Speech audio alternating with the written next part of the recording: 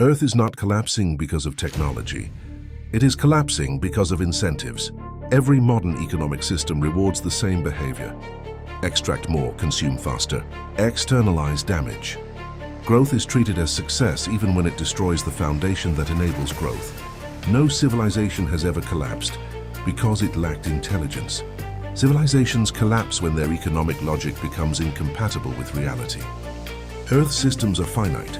Our economic systems are not. This contradiction guarantees failure. Markets price goods, not consequences. They reward speed, not sustainability. They measure profit, not planetary stability. Pollution is treated as an externality. Ecosystem damage is treated as collateral. Future generations are treated as invisible.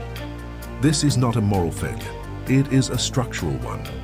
No individual decision can fix a system that punishes restraint. A company that slows extraction loses to one that does not. A nation that limits consumption falls behind one that ignores limits. A society that chooses balance is outcompeted by one that chooses speed. This is why awareness has not solved the crisis. The system overrides intention. Earth restoration cannot occur inside an extractive economic model.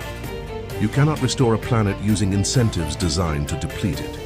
The solution is not abandoning economics. It is redefining value. Value must include stability, continuity, carrying capacity, regeneration. An economy that does not price planetary health is incomplete. Earth does not need charity. It needs structural correction. Restoration requires an economic framework that rewards preservation as strongly as extraction once was rewarded. Until that changes, every solution will fail eventually. The planet is not broken.